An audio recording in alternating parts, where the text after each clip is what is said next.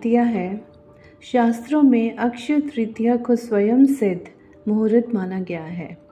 अक्षय तृतीया के दिन मांगलिक कार्य जैसे विवाह, गृह प्रवेश, व्यापार अथवा उद्योग का आरंभ करना अति शुभ फलदायक होता है। तो सही मायनों में अक्षय तृतीया अपने नाम के अनुरूप शुभ फल प्रदान करती है। अक्षय तृतीया पर सूर्य और चंद्रमा अपनी उच्च राशि में रहते हैं। आइए कुछ बातें अक्षय तृतीया के महत्व के बारे में। तो पहला, नया वाहन लेना या गृह प्रवेश करना, आभूषण खरीदना इत्यादि जैसे कार्यों के लिए तो लोग इस तिथि का विशेष उपयोग करते हैं। मान्यता है कि ये दिन सभी का जीवन में अच्छे भाग्य और सफलता को लाता है। इसलिए लोग जमीन जायदाद संबंधी कार्य, शेयर मार्केट में निवेश, रियल एस्टेट के सौदे या कोई नया बिजनेस शुरू करने जैसे काम भी लोग इसी दिन करने की चाह रखते हैं।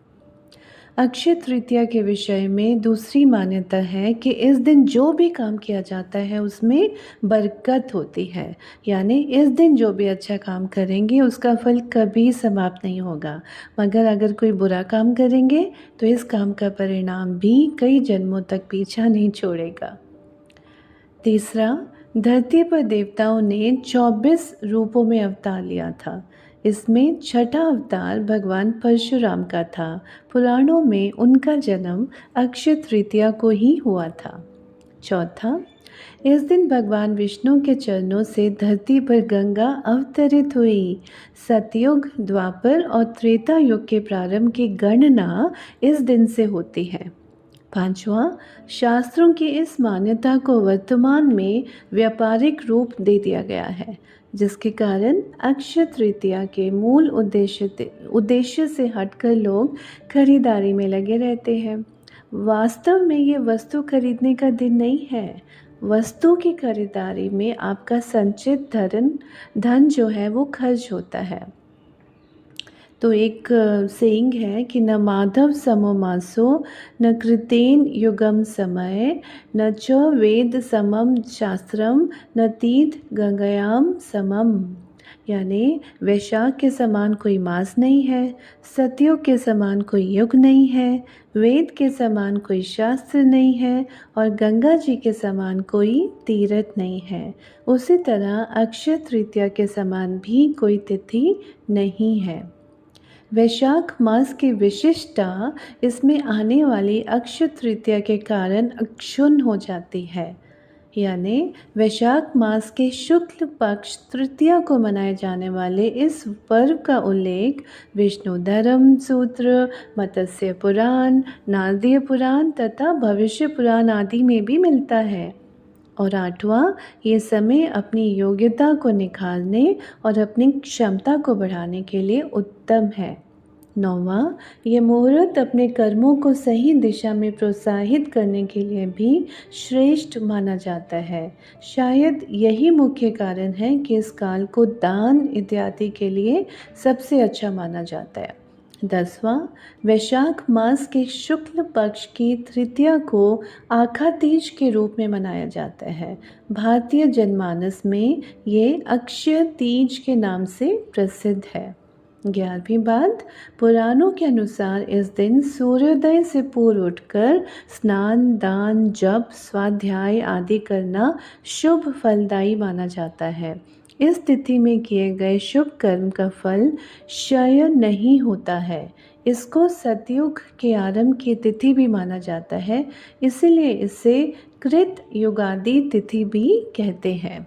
12वीं बात कि यदि इस दिन रविवार हो तो वह सर्वाधिक शुभ और पुण्यदायी होने के साथ साथ अक्षय प्रभाव रखने वाली भी हो जाती है। 13वीं बात, मत्स्य पुराण के अनुसार अक्षय तृतीया के दिन अक्षत, पुष्प, दीप आदि द्वारा भगवान विष्णु की आराधना करने से विष्णु भगवान की विशेष कृपा प्राप्त होती है और संतान भी अक्षय बनी रहती है।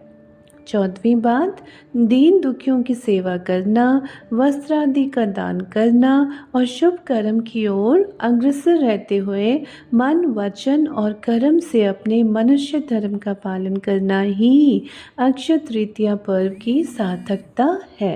ये बात, कलयुग के नकारात्मक प्रभाव से बचने के लिए इस दिन भगवान विष्णु की उपासना करके दान अवश्य करना चाहिए।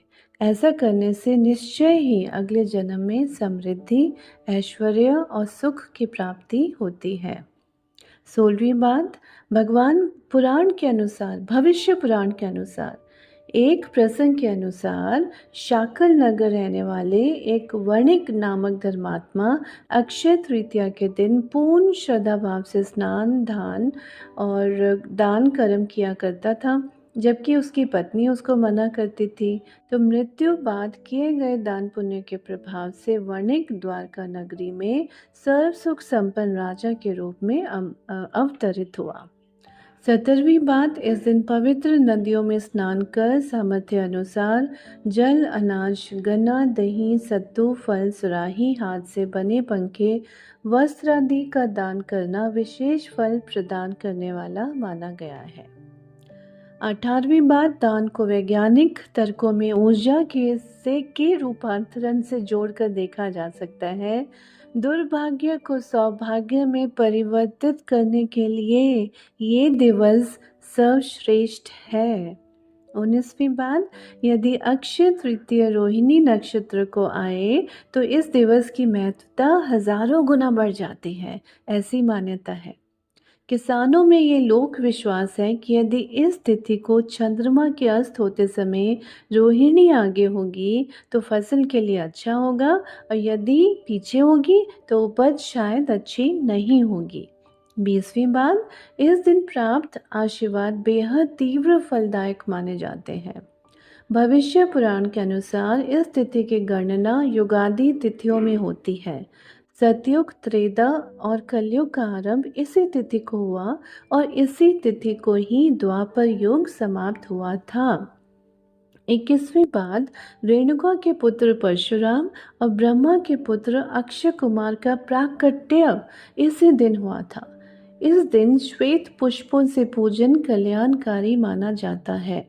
22वीं बात, धन और भौतिक वस्तुओं की प्राप्ति तथा भौतिक उन्नति करने के लिए इस दिन का विशेष महत्व है। धन प्राप्ति के मंत्र, अनुष्ठान व उपासना बेहद प्रभावी होते हैं।